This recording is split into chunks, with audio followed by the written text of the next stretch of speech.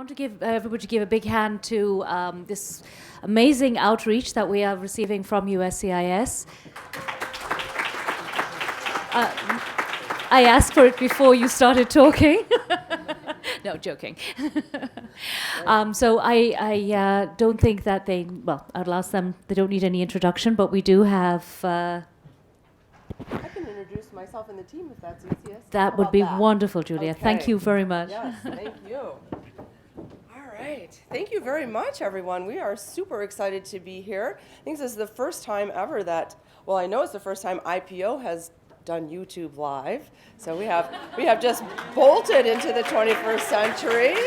That's exciting. So my name is Julia Harris. I'm the acting chief of the Investor Program Office, USCIS. I have John Lyons, a senior economist, or senior advisor for economics with the Investor Program Office, and Ricky Murray, who's our division chief for one of our operational teams that adjudicates the I-526. And also, Ricky recently moved to that team from heading up our policy team under Lori McKenzie, whom I'm sure some of you recognize her name. We are so grateful to be invited to speak with all of you at this event. We're going to do this for those of you who were with us on Tuesday. I know I see some faces in the room today that I saw on Tuesday at our stakeholder engagement. We're going to do this a little bit different. We are taking advantage of the fact that this YouTube is also being captured and being broadcast in China, and we're going to share some kind of general information about the EB-5 program to all of the thousands of viewers in China who might still be wanting to know some of the basics of the EB-5 program. And then once we're going to have John do that because he does such a great job at it. And then we're going to do some Q&A. And during the Q&A, we have not been here with you all day, but it was YouTube Live. So we did sit at lunch and watch some of these panels. We did. And so we were like, they're talking about some really interesting things. We'd like to hear a little bit more about that. You guys posed a lot of interesting questions. And some of you even proposed solutions at your panel. So if you are thinking about asking us a question, something that we have never answered before, chances are good we are not going to answer it for you here today. But we would really like to hear your thoughts, because that's one of the reasons that we come out into the community. We get on our national stakeholder events, there's 600 people on the phone. We're not going to hear everyone's thoughts. There's just not going to be time, which is why we have made a concerted effort to get out into the local communities and do smaller events like this so that we have an opportunity to hear a little bit more from some of you. So if you have some thoughts about things that we could be doing to make this program more transparent, easier, more fair, whatever your thoughts are. We're not going to necessarily commit to anything today, but boy, hearing your ideas sure gives us some things to think about and take back to the office and have some discussions with our policy team and our council team, and it's just really great for us. We want to know what you guys are thinking. So when we get to the question and answer session, sure, ask your questions, and also tell us your thoughts. And I think that'll be a great use of our time here today. I have one last little thing to say. I see cameras, which I'm all about a camera. That's great. But if there's a camera, that means there might be press, and that's fine, but this is not a press event. If you are press and you have questions, we do have a press office at USCIS. I do not know the number, but you will find it on our website if you need to talk to somebody in our press office. All right, I am going to go ahead and turn this over to Mr. John Lyons. He's going to give you guys some great foundational information, and then Ricky and John and I will be back to answer questions and hear your thoughts. Thanks.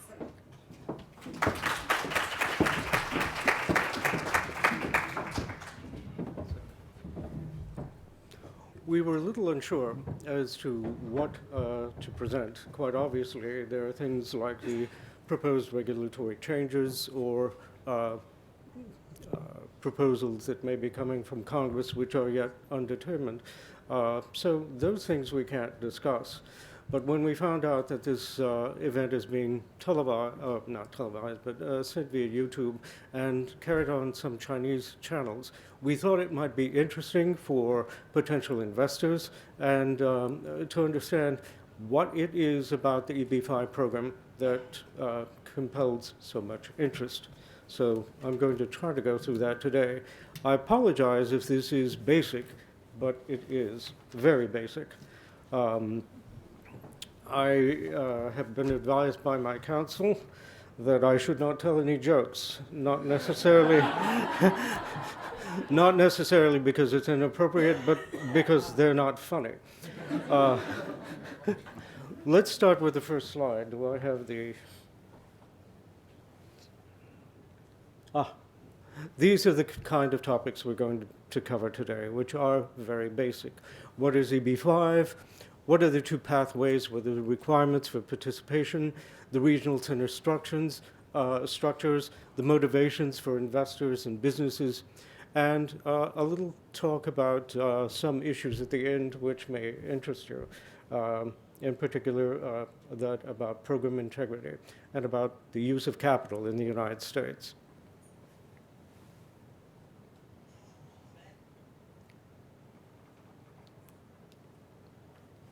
All right, EB5. As I think everyone knows, there are many categories of immigration to the United States. There's family-based immigration, of course, there are refugee and asylees, and then there's employment-based immigration, which we are a part of. Those who are seeking immigration to the United States based on employment are admitted because of their particular skill or their particular ability or profession. There are categories of this that apply to Nobel Prize-winning scientists. There are parts that apply to physicians coming to the United States. And EB5 applies to immigrant investors who are willing to make a minimum capital investment in the United States that will benefit the United States and explicitly that will create jobs. There are two pathways to lawful permanent residence in the United States. One is the standalone program, where an individual investor will come in and own or operate their own business, and the other is investment through a regional center. This takes us to the program origins. Back in 1990, Congress authorized this program as a category that provided for what we call the standalone investment. In 1992, Congress authorized the Immigration Investor Pilot Program, and they finally, I think, a couple of years ago, took the word pilot out of the name of our program. But that's what we now know as the Regional Center Program. And together, the standalone pathway and the Regional Center Program are commonly referred to as the EB5 program or the Immigrant Investor Program.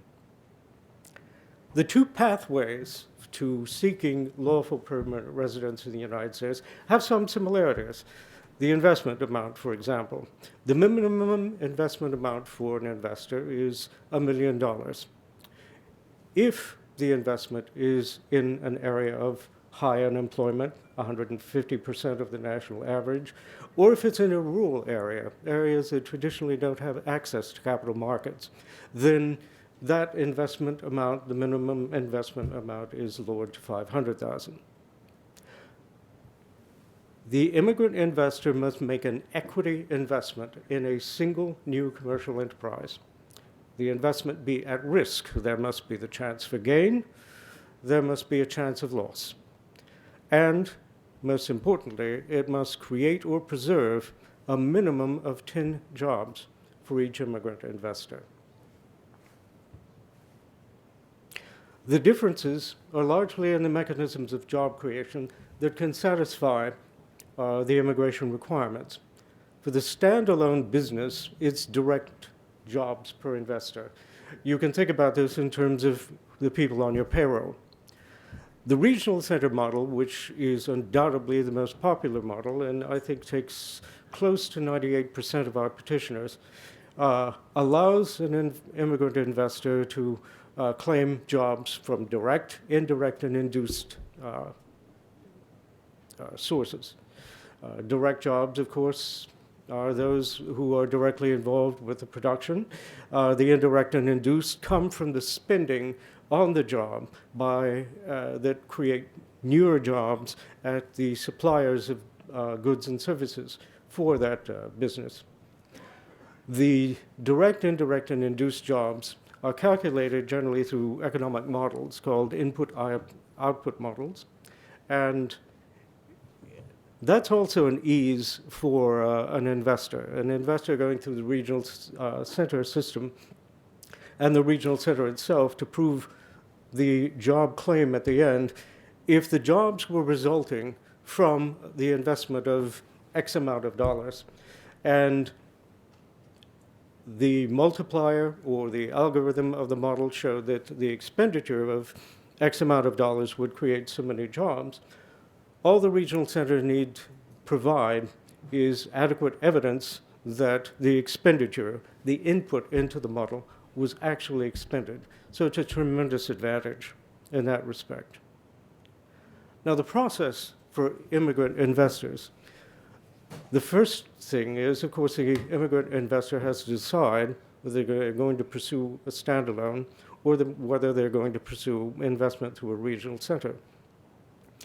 In addition to providing for indirect and induced jobs, a regional center investment also provides you generally with the opportunity of investing in a project with professional management and professional direction. Also, many large EB5 projects also have other investors other than the EB5 investors. So there is for the investor the acknowledgement that there are other people with fiduciary responsibilities who are exercising their due diligence in the review of the project and will give them added confidence. Now, the investor to begin with will file a Form I-526 with USCIS. And this is for their classification as a conditional permanent resident. If approved, the investor may obtain the CPR status once a visa is available. And this is very important for potential investors to understand. When your 526 application is approved, that means you qualify for a visa. It does not mean one is available. There are all kinds of regulations which generally restrict the number of visas that are issued in any category to 7% for the nationals who have a country of birth of a particular country. We're seeing this now with residents of China. I've heard, in fact, I've heard the EB5 blogs that perhaps Vietnam is also one of the countries where there soon may be a wait for EB5 investment, or a wait to get a visa. Now, assuming you're approved, the immigrant investor is approved, they make their investment, they come to the United States, they're expected to create 10 permanent full-time jobs within a period of about 2 years.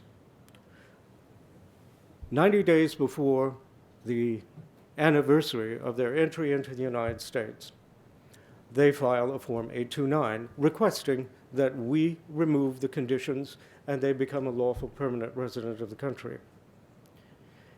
What happens if all the jobs haven't been created in 2 years? Well, USCIS is well aware of the fact that schedules can slip, permits for construction or whatever can be delayed, and so we allow a reasonable time thereafter. If you have submitted your I-829 and you have not yet created the 10th or the 11th, the 9th or the 10th job for a particular investor, but you are on track to create those within the next few months, certainly that 829 is not going to be denied for that reason. Now let's talk about the regional centers. As I said, they're about 98% of our applications. Participation in the regional center program, as all of you I'm sure know, requires a Form I-924 with a business proposal. And that business proposal must focus on a specific geographic region of the United States and determine how it will promote economic growth, how it will, in verifiable detail, how it will create jobs, whether they're direct or indirect, a statement regarding the amount and source of capital committed to the regional center itself, a description of the promotional efforts they're going to take, the regional center is going to take, and production is how the regional center will have a general positive impact on the economy, and that evidence is necessary to be supported by an economically or statistically valid model. One question that comes up frequently is, why didn't you approve my regional center for all 48 contiguous states? All I can tell you is what we have said before, and that is essentially the law is a specific geographic area of the United States. It is not defined in law. And so we use economic arguments and economic logic to try to determine the appropriate size for a regional center. The appropriate size for a regional center can be defended by the scale, the scope, and the interconnectivity of the projects presented, and by other means as well. It's important, too, to realize that this is a point of statute. This is not a point of economics. As I point out, capital market requirements do not require regional centers. It's quite possible to have one office in New York, a few offices around the United States, and promote economic growth on a grand scale. There are firms that do that: Morgan Stanley, Goldman Sachs, JP Morgan Chase, and others. But the law requires for a regional center to operate within a designated geographic area. That, unfortunately, in terms of corporate finance, is not negotiable.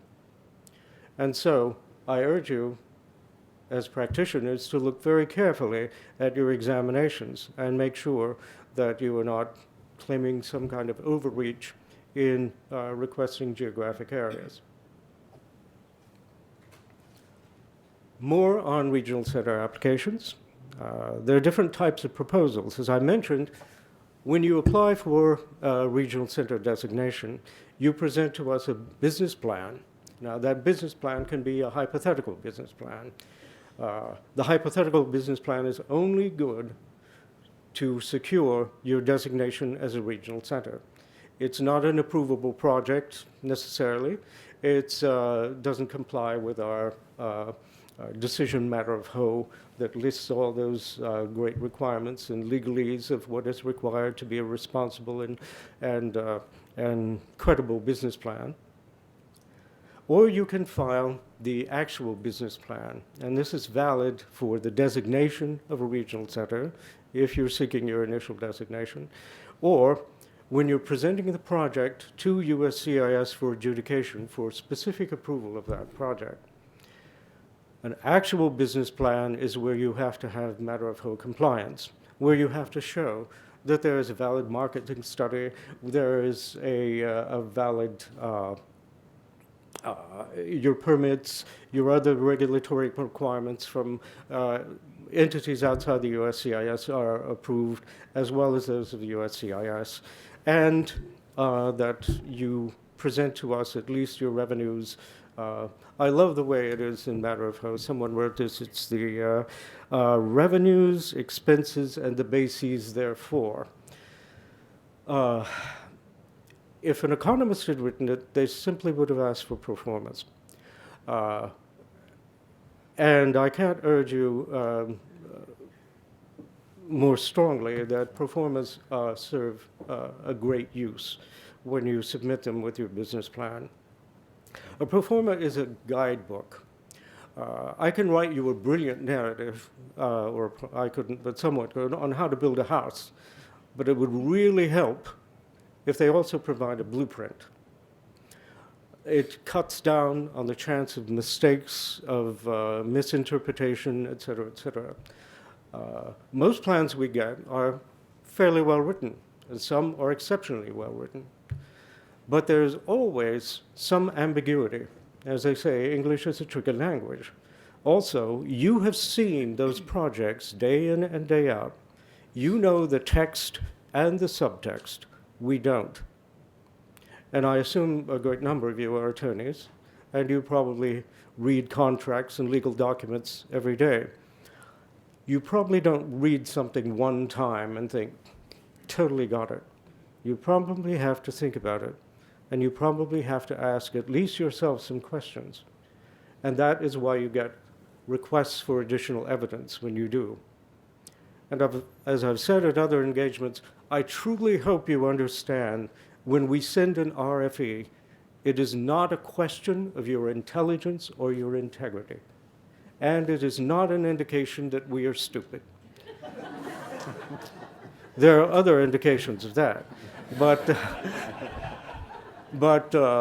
we have looked at this and reviewed it, and there is something we don't understand. So please provide us the information, and we'll resolve that as quickly as possible. The reason I talk so much about performance is because when you give us that information, it's corroborative information of your business plan. We can look and we can see the numbers, we can see the cash flows, we can see everything, and it ties it all together. Performance have two very valuable uses. One is as pure evidence, but the other is as efficiency. Because if I don't have a pro forma, and when I was first started out and I was adjudicating cases, 40% of them didn't have pro formas. That didn't mean I denied them or automatically RFE'd them. Sometimes I would work through them, but I guarantee you I could have adjudicated them much faster if I had had that extra bit of information. Can you guys tell that pro formas are John's favorite thing? Just keep in mind, he makes great points. Keep in mind, though, it is not a requirement under the policy or the reg. Merely, it's just a suggestion for ease of adjudication. Let's see. Now, let's say we get your business plan, and it's an actual business plan, and it is accompanied by your economic analysis, which an actual business plan has to be, and that it is also contains the contractual documents, the organizational documents relating to the new commercial enterprise and the investor. We look at these, and if we find that they meet the regulatory and legal criteria of the program, that we can give deference. We can put those in a file so that subsequent I-526 petitions can be given deference if they are based on the same documents. And that saves us a great deal of time as well. The process for regional center investments, first of all, you have to get approved, and then that's done by filing a 924. And then when you have a project, you have one of two choices. You file Form 924 as an amendment in which you present the investment to USCIS. Most people, and we understand why, do not present projects to USCIS on 924s. They do it on 526s. This is because of the backlogs that we have, and we fully understand that. We hope that you also understand that this creates an administrative burden, because let's say we have a question on the project, a simple question on the project. We can't send one RFE to the regional center, then say, what do you mean? Or even an RFC, a short email, do you mean this or that? Instead, we have to send an RFE to each of the, let's say, 500 investors.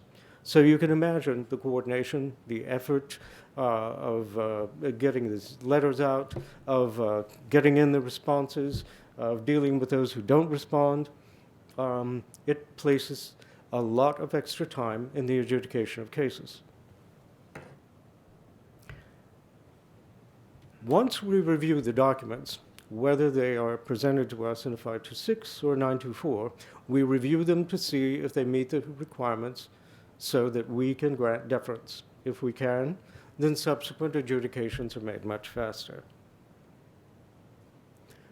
Regional center structures. Most regional centers now are private, in the private sector, but there's nothing that says a regional center cannot be a public sector, or a hybrid. A regional center, unlike a new commercial enterprise, can be a not-for-profit. Here we have the structure where you have a regional center that oversees new commercial enterprises. The one in the yellow really represents the new commercial enterprise as the job-creating entity. This is rather rare. It's much more common in the standalone investments. The one in the middle in green, the new commercial enterprise, is a single investment into a single job-creating entity. That's the majority of what we see. There's nothing to prohibit the new commercial enterprise from investing in a portfolio of properties or projects. We don't see this very often, and quite frankly, we don't know why, other than this doesn't seem to be what the market needs. I will remind you that, well, not you so much as those overseas, that an immigrant investor can only invest in a single new commercial enterprise. Many projects can be funded through that new commercial enterprise, but the investor's investment is restricted to the one. Why EB5? After all, we do know there are delays, there are backlogs, there are a lot of papers you have to file. Why go through it all? Well, quite frankly, there is a lower cost of capital compared with comparable conventional sources. Also, if the EB5 is used as subordinated debt, which is quite common, it avoids the restrictive covenants of senior debt. It prevents equity dilution, that would require the sale of additional shares. It preserves the developer's control of the asset and captures for the developer the upside potential for the gain. How EB5 capital is used, and we heard a couple of comments while we were listening about mezzanine financing, and so I'm not going to belabor what mezzanine financing is, but that's where EB5 capital tends to go. We're aware that currently, and this was a couple of weeks ago, so it may have changed, the mezzanine debt rate is somewhere between 7% and 20%, depending on the relative risk. The typical monetary return to a new commercial enterprise is around 5%, and the typical return to the immigrant investor is less than 1%. People say, well, why? Well, economics talks about implicit reasons, and the implicit reason for an immigrant investor to invest is for lawful permanent residence in the United States. So they're quite willing to sacrifice monetary gain, except for the nominal amount that they earn from the NCE, in order to acquire lawful permanent residence in the United States.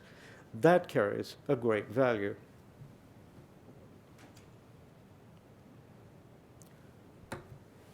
I'll show you a few slides on capital investment in the United States.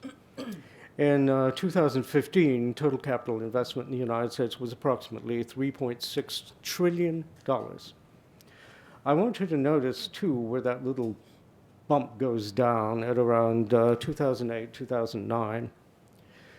Before that time, EB5 was a rather sleepy little program that no one paid any attention to. But along came two things, a convergence of factors. The one factor was the financial crisis here in the United States, which meant that lending essentially dried up. Another thing was the phenomenal growth in the Chinese economy, where 83% of our petitioners come. This led to an increased interest in EB5 capital, and I will show you the reason for these slides shortly. But just to give you an idea of what foreign direct investment contributes to the United States, there was approximately $506 billion in foreign direct investment in the United States in 2015, which is a substantial amount of capital. The United States is the number one country in attracting foreign investment capital because, quite obviously, we have a legal system, we have a system of property rights, and we have systems of corporate governance, which makes investment in this country very attractive vis-à-vis other countries. To give you an idea, EB5 is a small portion of this, but a significant portion. We commissioned the Department of Commerce to look at 2 years to give an idea of what EB5 contributes to the American economy. In the 2 years they studied, which were fiscal years 2012 and 2013, EB5 contributed approximately $11 billion to the United States economy. And rather than producing 10 jobs, generally produced 16 jobs for every immigrant investor. So that we regard as a significant contribution to the economy. When you average the numbers out, that comes to a contribution to the United States capital stock of about $5.4 billion per year. Money that would not be in this country were it not for EB5. We'll talk about some other issues, and these issues may actually be of interest to you as practitioners. One is the backlog of regional center applications and immigrant investor petitions. Another is program integrity. We have a large backlog, and I'm sure that all of you are aware of that. You're shocked to hear that, aren't you? Yes, I know. Now, I'm not going to tell you anything, but can you guess, by looking at this slide, when the program was scheduled to sunset? Well, if you guessed in 2015, you were correct. And we had a huge spike of people applying and getting in applications for regional centers to try to avoid the sunset. We received, over the course of the 2 months of September and October of 2015, the equivalent of 2.5 years worth of I-924 applications. Now, hold that thought for a moment, because there's the I-526 applications, which also soared.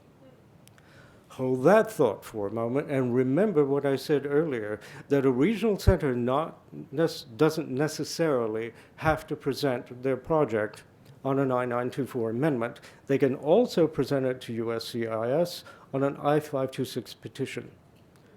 Roughly 45% of those petitions were presenting projects to the USCIS for the first time. And we talked about the difficulties of that administratively, et cetera. And he's been kind in not saying the state of which these applications were submitted. They were maybe a little less than thorough. Oh, I'm getting to that. Because of the uncertainties anticipated in these, of course, we had not only a surge of volumes of the applications, but as Julia pointed out, the applications were not, many of them were not of the highest quality. The economic term is garbage. We had a lot of applications that in no way provided even the basic information for approval or decision. And of course, this does one thing. It eats up time.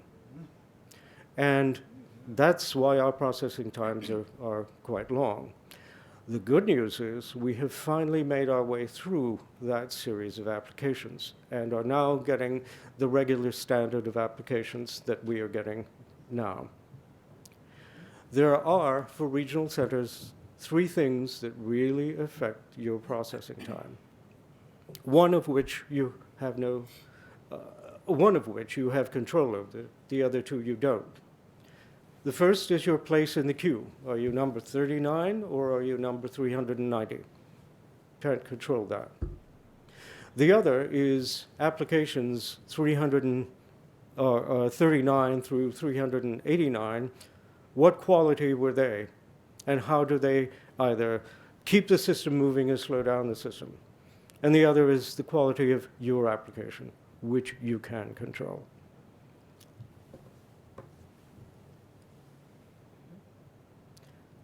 We'll talk a little about regional center terminations.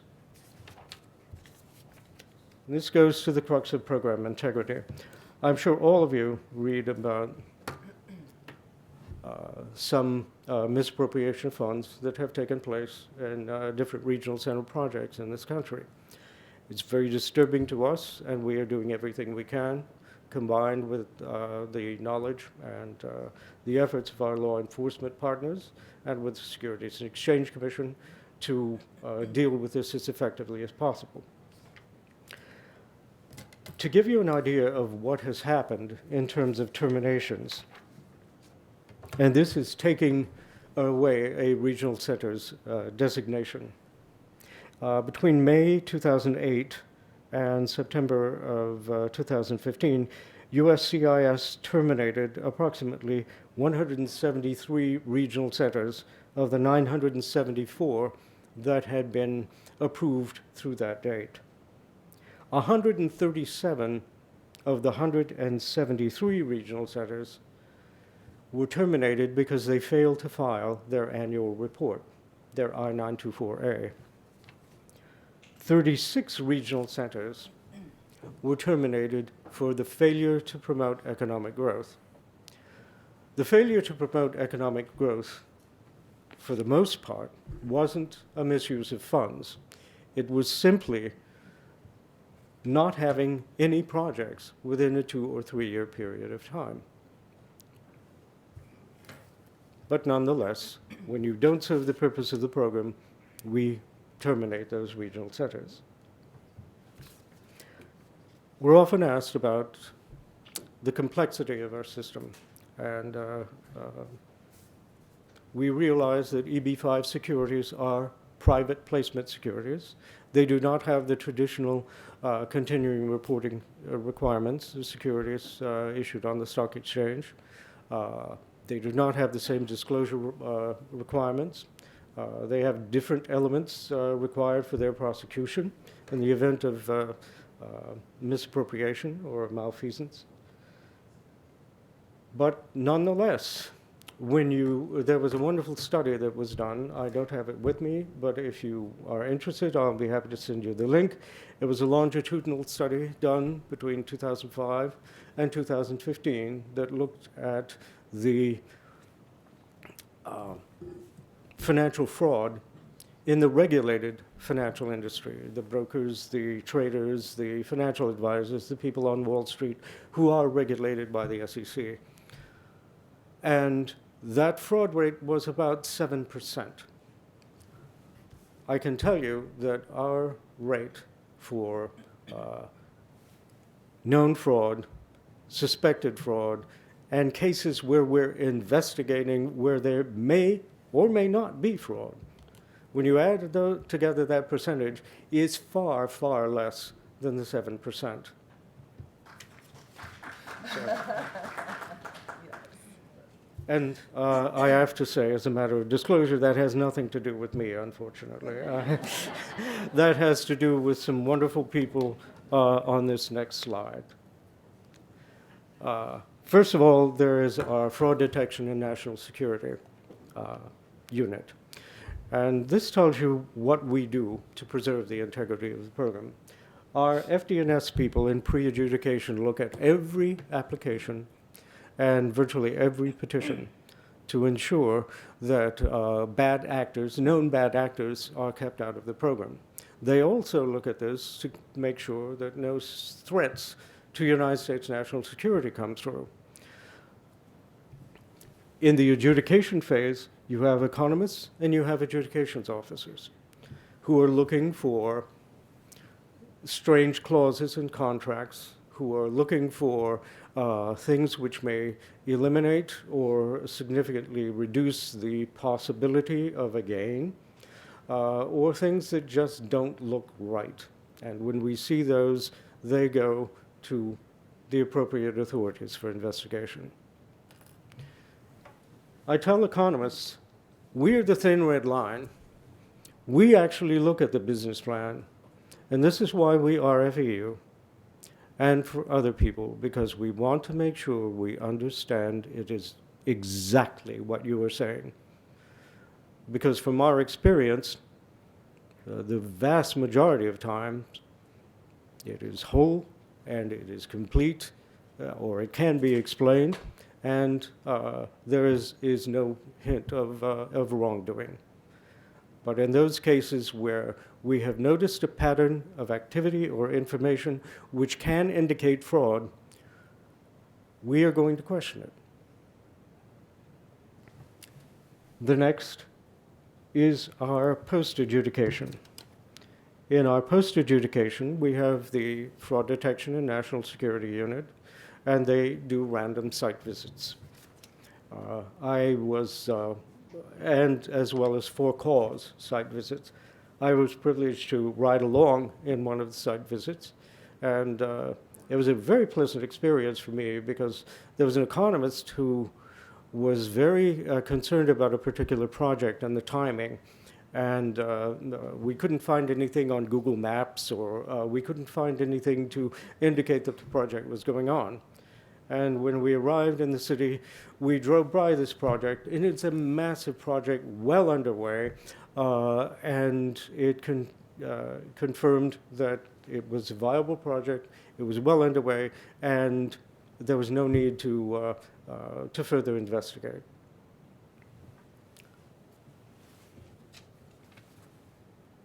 Now, we also have ongoing work done by both FD&S, and they administer the information sharing agreements we have with law enforcement agencies and with the SEC.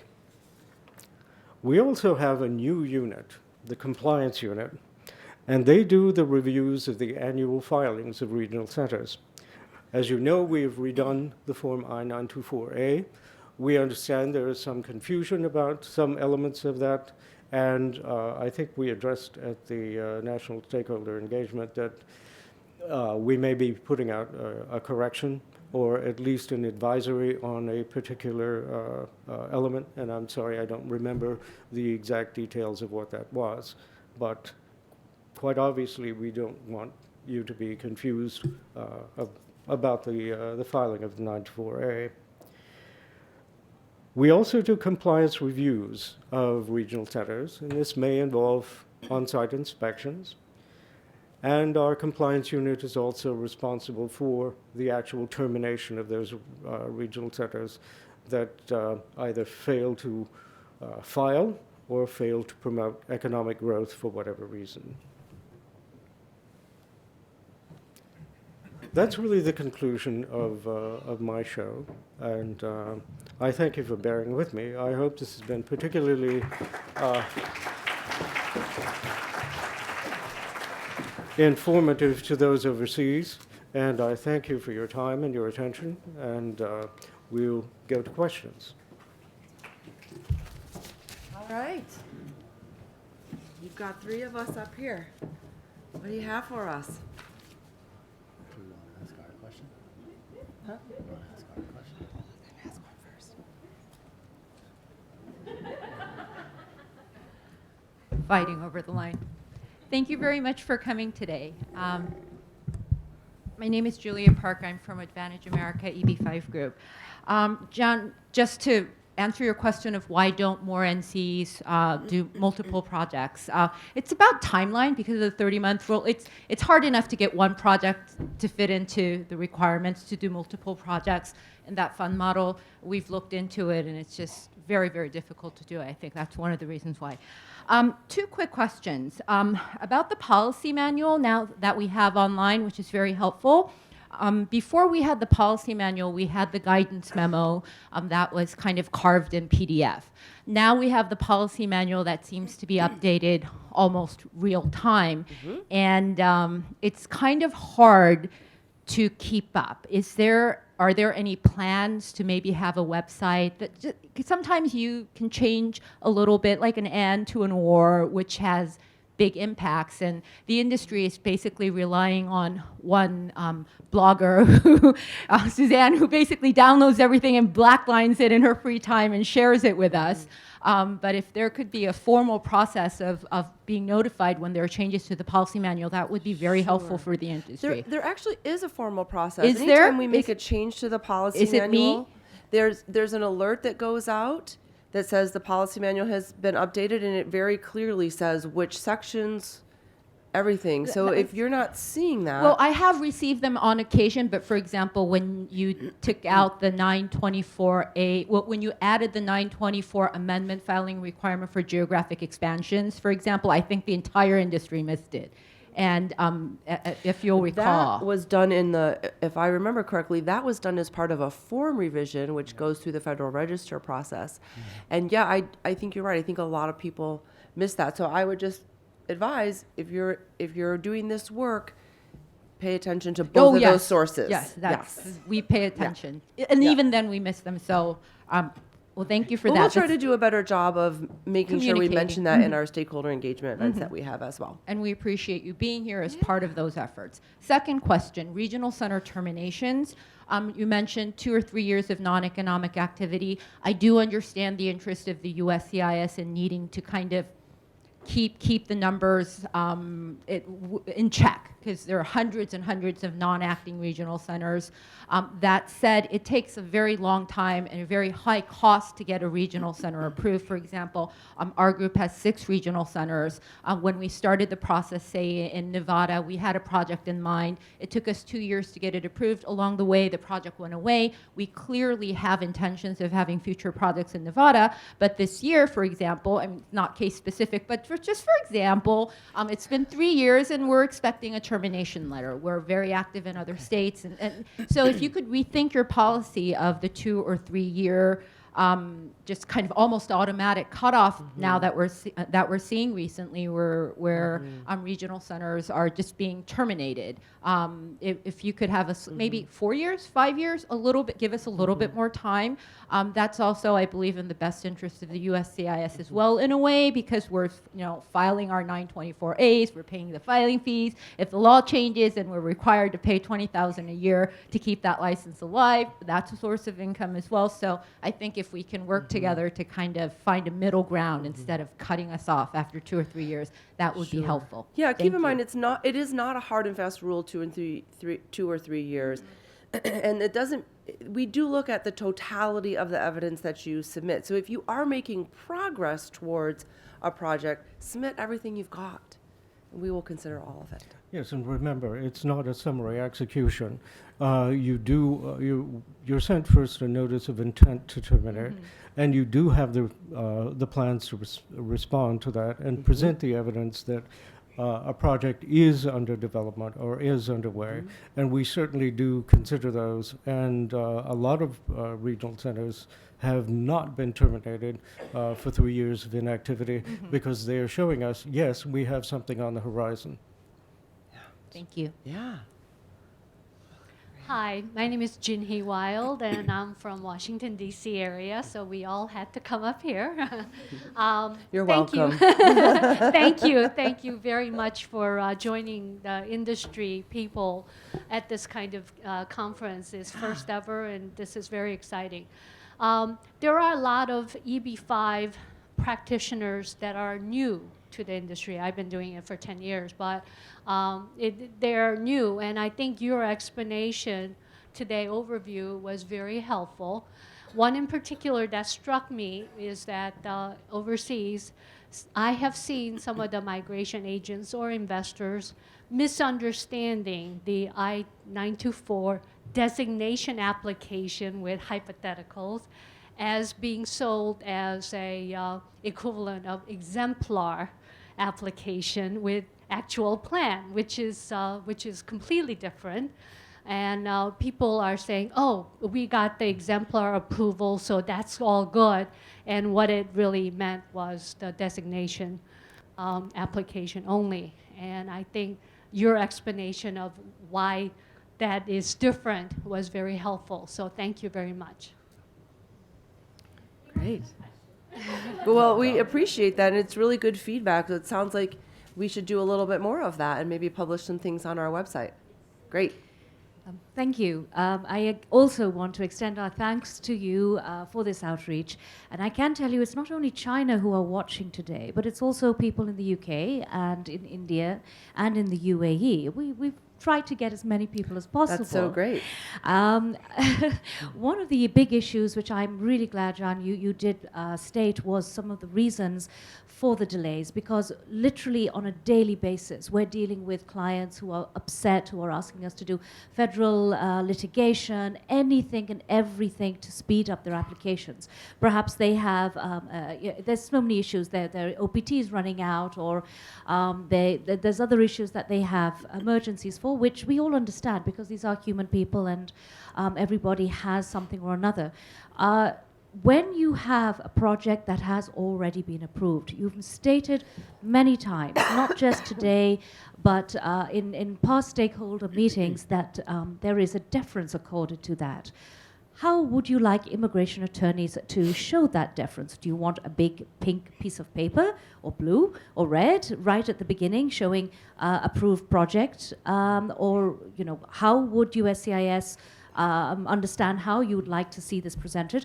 I know our firm does give a list of approvals, but I don't think everybody works in that way. And I also am not sure whether you notice it.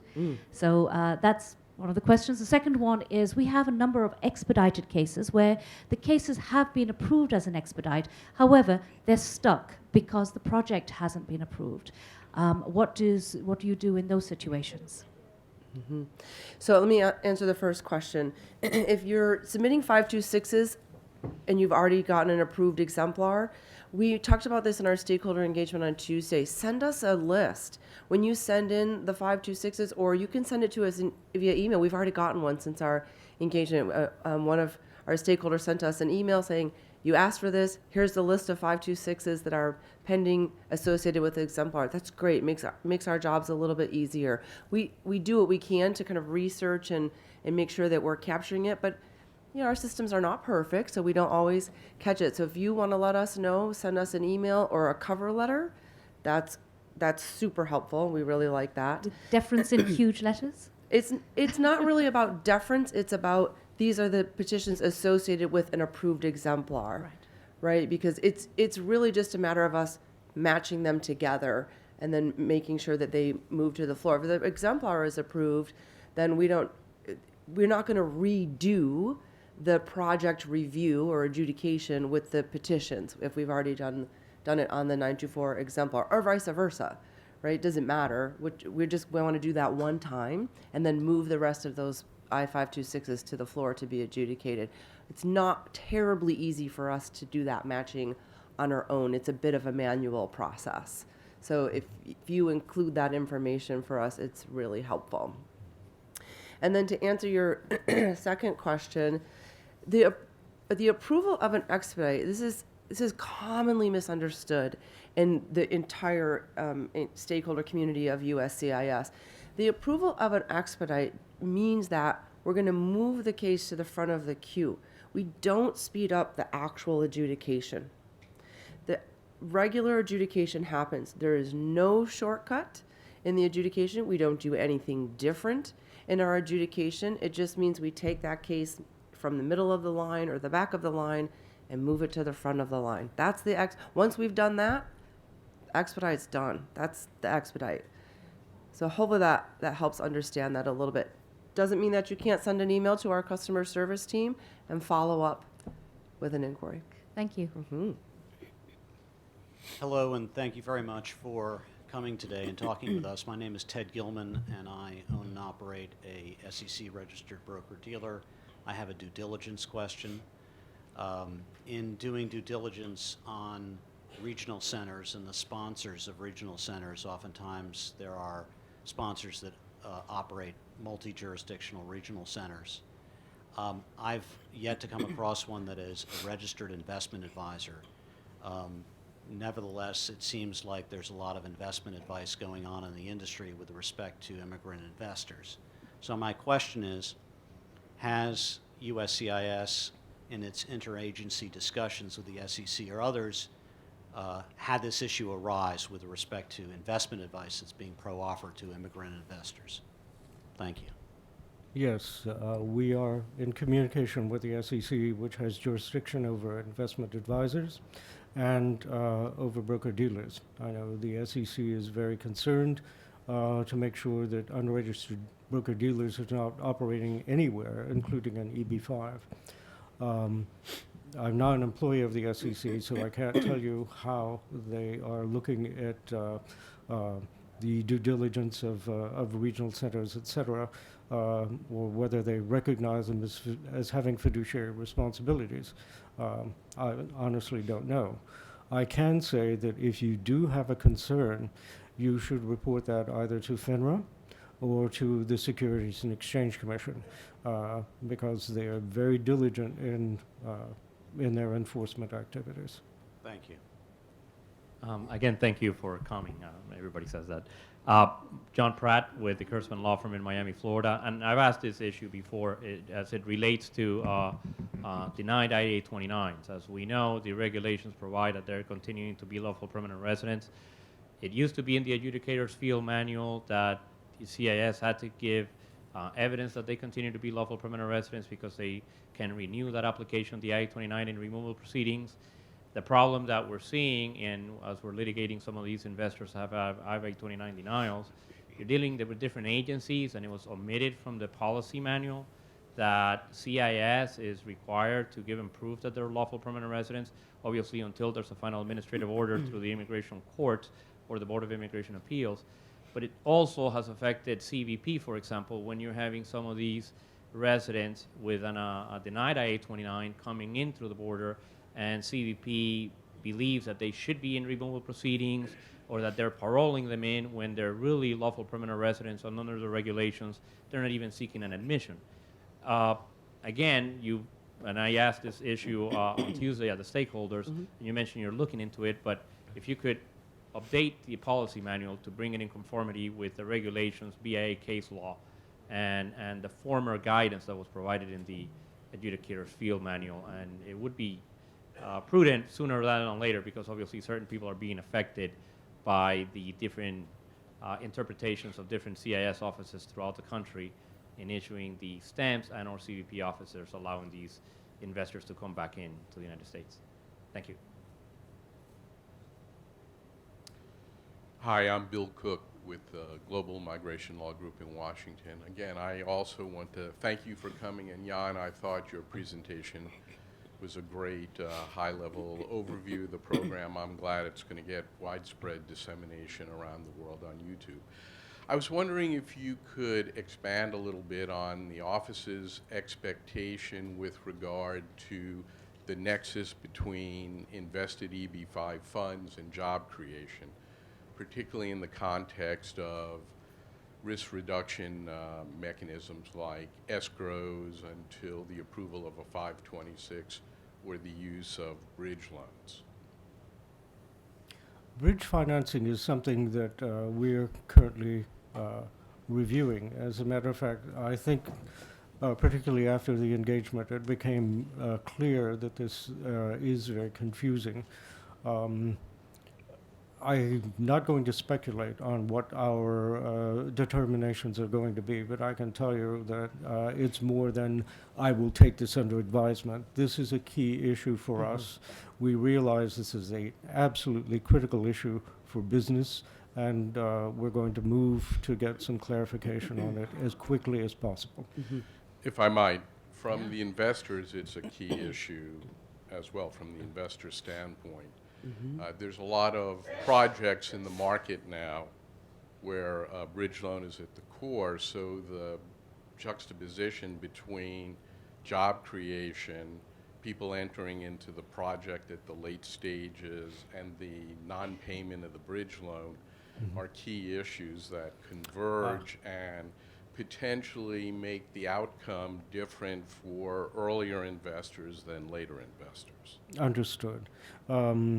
If you would care to, again, I'm not an attorney, so please don't send me a legal opinion, because I would simply have to take it to my counsel But if there is a business reason or a business problem, if you can send that to us via our investor mailbox, and we'll give you that information, we will get to that as quickly as possible.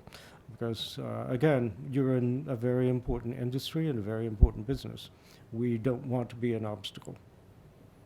Thank you very much. Hi, this is Bonnie Cao from Advantage America EB5 Group. So in the Tuesday stakeholder engagement, you explained that the IPO now adjudicates the I-526 petitions largely on a FIFO, first in, first out order, and you're asking our feedback as to potentially adjudicating non-Chinese I-526 petitions before you adjudicate the Chinese I-526 petitions, especially in light of the visa backlog for the Chinese, for the investors who are born in mainland China. We understand that this will give non-Chinese investors their green card benefit faster. This will also protect Chinese investors who have children who are potentially going to age out. However, we would also like to point out that this would also have an effect of potentially prolong the backlog for Chinese investors even faster. Because our understanding is that the Department of State does not capture the investors' data until the I-526 petition is approved. So if non-Chinese investors gets their approval faster, on a macro level, they get, like, there are more non-Chinese I-526 approvals sending to the Department of State on a faster pace than the Chinese approvals filing around the same period of time. So this will first make the backlog longer faster and potentially make the backlog longer just as a whole. So we would like you to consider that effect as well. Actually, that's not accurate. We do provide State Department information on the pending 526s that we have in our office broken down by country. So they do know what's pending and the numbers. So just a follow-up question, because recently we saw IIUSA made a FOIA request. Therefore, we can see that the approval rates of different investors of different nationalities, different countries. And we see that generally Chinese investors have a higher I-526 approval rate, while other nationals may not have. When you send out the pending numbers, does Department of State take that into account? I cannot speak for Charlie Oppenheim. I do not know how he does what he does. Sorry. Thank you. Yeah. But that's a good point, and that's why we asked the question. We want to hear all of the different thoughts on that proposal. And I do want to get your question, but after this question, we heard some interesting things in the panel immediately before. You guys were talking about discretion and how we might use discretion in the EB5 context. And I will say to you, that's not something that we've heard from people before. So we would like to hear a little bit from you on that. We're just interested in what you were thinking on how we might use our discretion. I'm not saying we're going to, but I think it would be really interesting to hear your thoughts on that. So if you had a thought on that, after he's done with his question, we've answered, we'd love to hear it. I'll ask an easy one then. Okay. I'm Nemo Corp. I'm a partner at David Herson and Partners. I think, Julia, I put your name in almost every email I sent to USCIS, so sorry about that. My question is on guidance provided in the stakeholders call on Tuesday after a filed project filing an 829 with a new JCE. And the guidance on the phone call was that it is possible as long as it's the same NCE and same RC. Other than that being contradictory to prior guidance and approvals, mechanically, if you are withdrawing from or receiving a refund from the new commercial enterprise, you are no longer a member. So it would be impossible for you to invest in the same NCE. Also, that NCE will likely be dissolved, or you would never be able to get all NCE members to invest into the same project. It also overlooks the fact that the RC may not have another project. So if these investors are actually trying to migrate their money and comply with the regulations, the guidance on the stakeholders call is impossible. So, yes, that's understood. I mean, so our guidance is just there's no black and white rule that's going to be a problem. I mean, you've named plenty of things, as you've stated, that would definitely make that pretty close to an impossibility. Obviously, you'd still have to show all the rest of the eligibility factors. So, I mean, that is something to take into account. You make a fair point. Thank you.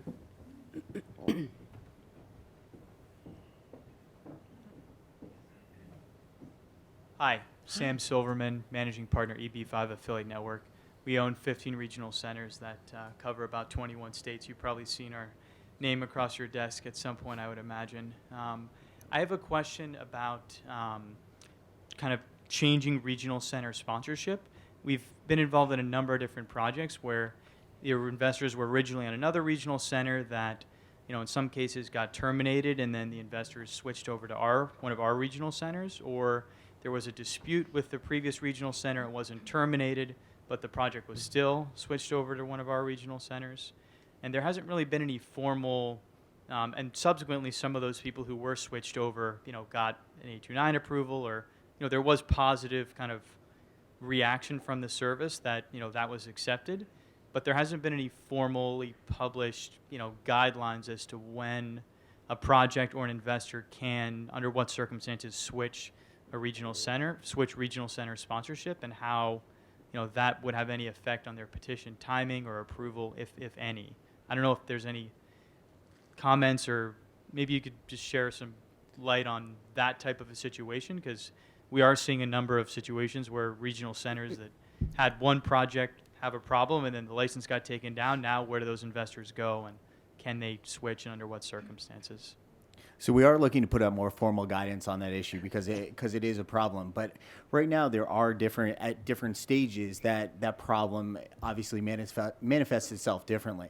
After the 829, essentially your time freezes at the 829. So if the regional center was around when you filed the 829, we will still look, and as long as you're otherwise still eligible on the job creations and sustaining the investment, you are still potentially approvable. However, a regional center change we have deemed as a material change. So at the 526 stage, or if as they're trying to enter or adjust status, that would be considered a material change at this time. Okay, so you would just adjust the filing and reflect that, but it's not necessarily an outright, trigger for them not being approved or a switch not being possible. For the 829? No, I'm talking about earlier for 526 approval, or right after 526 approval. It's material before. change. No, it is. Material change, but not a material change that automatically means they're going to be denied.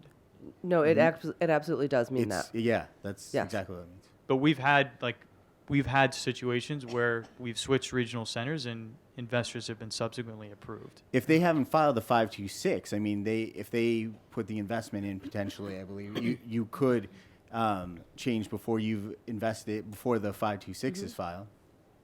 Right. If what you're saying is there was a 526 already filed, and then the regional center was changed, and we approved it, we made a mistake. Yeah. Okay. Okay. Sorry. That's what I want to clarify. So would you like to give us those WAC numbers? Okay. Okay. Thank you. Fair enough. He's going to leave now. Thank you, Julia. It's Mona Shah again. The issue about the discretion. I've been doing immigration law for about 20 years after coming from the UK. And many of those years prior to doing EB5 were doing appeals up in the circuit court, etc. Countless times we won the appeal and it came down back to USCIS. And it would land in front of an officer, adjudications officer, for many different reasons. And we ended up relying on the issue of discretion. And discretionary, for example, somebody who had an asylum case, and he was granted asylum a year later at that time, because you had to file after a year, for his adjustment of status, and he would go for get his green card. And for one reason or the other, this particular case was denied on discretion. I'm just giving it in context. Mm-hmm. So every time we have a stakeholders meeting, or every time that we do have any kind of dialogue, you do get all of us attorneys coming, and you'll have the attorneys who will give you their little soliloquies about the investor who is in an unfortunate situation. And that's because, yes, business law. This is a very, very unique, unusual situation because we have the juxtaposition of heavy business, big projects, timelines, and then the hard lines of the regulations, which really don't have any flexibility, and then individual circumstances of individual people. So my request was at that point was that I'd like to see an element being introduced allowing discretion, not for something across the board, but on an individual case-by-case basis. Let that attorney or let that person be able to prove that they deserve to have their green card, they deserve not to their project not to be terminated, and have it on the issue of discretion and on the same guidelines that you use discretion in other categories. I hope that's a little clearer. That is clear. I will tell you from our perspective, we don't see that in the statute. There's clear discretionary component to an I-485 adjudication. Right. We don't see that in the statute for the 526, 829, or 924. So if you see that, that would be a good thing to dialogue a little bit about. Yeah, and let us know, because I mean, we'd be interested in hearing your thoughts on how where that would kind of show up in the regulations and the statute. Because I think that would be the only solution for your harsh circumstances. If you're going to terminate a project, you're going to terminate a regional center and innocent projects get terminated as well, and through no fault of their own, or maybe there's a fraud case through no fault of their own. There are so many circumstances where, you do need to use the element of discretion. Well, thank you. Yeah. Hello, my name is Payman Attari. I'm president of ASA Investment Advisors. I thought I'd better own up because I was the one who brought up the discretionary question. Great. But what I was really referring to was more in terms of the financial regulations and the discretionary authority that an investment advisor has from an investor. And really that's something that as investment advisors have to report to the SEC if they have discretionary authority or they do not have discretionary authority over certain accounts. So what I was really referring to was the responsibility of, let's say, the fiduciary having discretionary authority. From that sense would mean that the investor has actually given you discretion to choose the investments on their behalf. Or if it's a non-discretionary authority, is one where the investor actually makes that choice and you're purely acting as the harbinger or the manager of that project. So I think what I was referring to was really acting as the general partner of the NCE and whether that general partner has a discretionary or a non-discretionary authority to act on behalf of the investors. Interesting. All right, great. Thanks for that.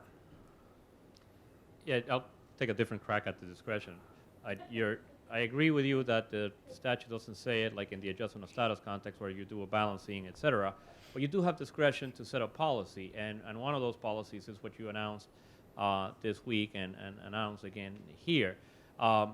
When someone invested in a project, they're compliant. They were part of a regional center that had other projects, and they were bad projects. Bad things happened. By then formulating a policy that switching a regional center in that context constitute a material change, therefore a deniable petition. When you have an I-526 that will be denied or an approved I-526 that will have to be revoked because the regional center is being terminated and it's going to affect not only the bad projects but the good projects. And they, in my view, they actually qualify for everything else under the statute. They made the investment, they're creating the jobs, all the different requirements under the statute and the regulations are satisfied as it relates to those legitimate projects. The only thing that's being terminated is the regional center, which will then merit automatically a denial based on the policy that you're just outlining. I believe that also you have discretion to not do that because it's affecting everyone else and they're still meeting all the requirements. All you're doing is switching a regional center on a valid project that created the jobs, money was deployed, and all the other requirements have been satisfied, statutory and regulatory. And I would urge you to consider that because I do believe that they meet the requirement, but for the termination of the regional center, those investors and the projects and the capital infusion and all of that is going to be affected or killed. Great, thanks for that. Thanks. Hi, I'm Gary Friedlander from NYU Stern. Thank you for the opportunity. I'll use some discretion and ask a big picture question. As far as when you need, when the service determines that an interpretation or guidance is to be provided by the policy manual, as opposed to when it should be addressed in a regulation, can you explain that? No, I cannot. That is not the role that I have at USCIS. That's really never the role I've had at USCIS. I've been an operational manager. We have a whole team of people in our Office of Policy and Strategy that they are experts in the regulatory process. I'm not in a position to explain that. Follow-up to that? Sure. Because in the regulations that you proposed in January, there was a provision that addresses the concern that the previous gentleman inquired about, Yes. which was visa priority retention. Yeah. So if the regulations don't get finalized as quickly as some expect, is that something that perhaps you could address through a policy manual interpretation or some other kind of interpretation? Yeah, probably not. I can tell you that our director has made it clear to us that as a government agency, his position is that we do things via regulation and very limited things via policy. So I would be doubtful that we would move in the direction of policy, something we were already attempting to do via regulation. Thank you. That would be unusual. Yeah. I think there's one more here and then one more here, and then I think we've got to go. Okay, great. Well, I'm glad I don't have the pressure of being last. Again, thanks for coming, Julia, John. Really appreciated it. We've been asking the concept of discretion and the concept of the investor who does the right thing and is caught up in a bad situation. My question is related to that, but not exactly that. I'm a corporate and securities attorney. I run the corporate and securities group at Barnes, Mukamal and Kleiner. So maybe the immigration attorneys in the room fundamentally understand the question I'm about to ask. But I've been a corporate lawyer for 20 years, did venture capital. In that context, an investor makes an investment. Let's say they pick a fantastic investment, creates tons of jobs. They get their money back in 3 years when everybody goes home. Terrific. Under your regime, that situation where an investor has made the right choice of investment, created jobs, had their money deployed, they get it back in 3 years, they're getting deported. I don't really understand that conceptually. Could you explain to me why there's a need for them to sustain their investment when the investment has done and succeeded with what it was supposed to do? I mean, the only thing I can say to you is that's how we interpret this statute, and we get that it is not perfect and it's creating some difficulties. The long wait times for a visa and the limitation on the number of visas has kind of created additional challenges there, but that is the way we are interpreting the statute. Hi, everybody. Thank you so much for coming to New York. It's a very good chance to speak together, discussion. And I have a quick question. Oh, I come from EB5 Regional Center. We are in Manhattan, also the hotel developer. My name is Tong Zhang. I just came back from China last week. And I attend an investment and immigration forum that was invited 100 agencies, migration agencies in China. And we, during the conference, we met a lot of other programs from other countries, from Europe, from Australia. A lot of investors now, they pay attention to other projects instead of EB5 project in US because of the first visa backlog, and then the new law will be changed, a lot of uncertainty. I'm thinking about, since this is a chance we can exchange idea, most of the Chinese investors, about 70% will be, you're going to see the number will be going down in 2017. But now the question is, we learned about a lot of things the USCIS will try to improve this backlogs issue. you're going to use 10,000 families, or maybe you use the other visa that you didn't use before. Or I learned from other attorney that saying, even though the investor cannot get their conditional green card, they can still get their V visa to come to US. I don't know, all of these strategies are spreading around people in the industry, but I want to see what exactly the USCIS is going to do. Do you have your plan to improve the situation, or what exact your steps in the future, in the near future, you can improve this backlog issue? So what USCIS is working on is improving the backlog that we have in adjudicating the forms before us, which is the 526, the 829, and the 924. We're making some really good headway there. I talked quite a bit about that, the different things we're doing kind of internally with our operations, cross-training our economists and our adjudicators, kind of cleaning up some of our workflow streams, making that process a little smoother. But what I think what you're talking about is the wait times for the visa. There's really nothing that we can do about that. That Congress sets the number of visas that can be issued for any individual visa category. We can't go beyond what they set. And we don't manage that piece, the State Department does, but they're bound by the statute. I see. Okay, thank you.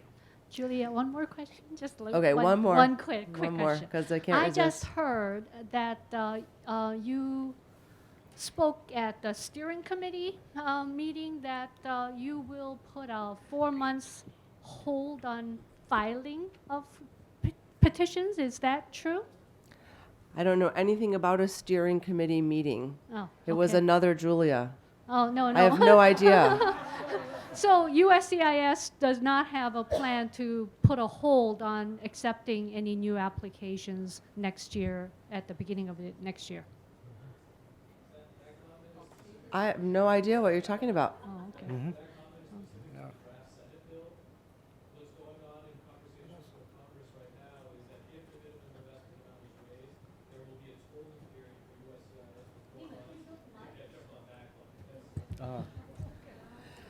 But that didn't come from you guys.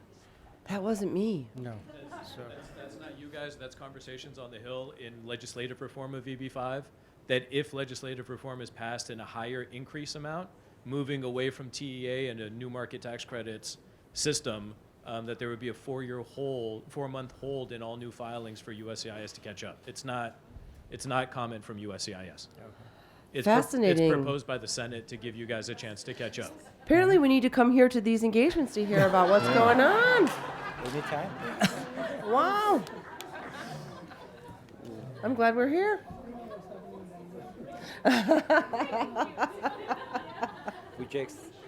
One more? Do you have discretion to open up Chart B for the? No. You don't. Who has who makes that decision? I believe it's a USCIS decision. It's certainly not an IPO decision, but there is some language. I think it's on our website. I'm not sure. I have had conversations with the leadership in our agency about that, and there really isn't any reason from the USCIS perspective why we would do that. So it's certainly not under IPO's control. It's an umbrella. No, there's not an interest in our agency for doing that. Mm-mm. Sorry. Well, thank you very much. We don't want to be in between the reception and Right? you guys, I know so there's we can drinks continue after this about for you the guys. talks later on. Just very quickly, I want to thank everyone, USCIS, and particularly you and Jen for a great presentation. And also, I would like to thank Mona putting together this amazing conference. And one last thing, as you know, we are part of Zicklin School of Business, the Neiman Institute. And in the Institute, we do two things. One is we try to mimic our curriculum to the industry, what is happening in the industry. And this event really helps us a lot so that we can revise our curriculum and then put it in. Although we are already doing it, like Jen mentioned, in our pro forma analysis, when we are calculating the mass financing versus the EB5. Awesome. The second thing that we do in the Institute is really to lead conversation, discussion with the industry and the government so that we can really understand more and then network more. So thank you all for coming, and I enjoyed a lot, and I hope you did the same thing. Thanks. Thank you.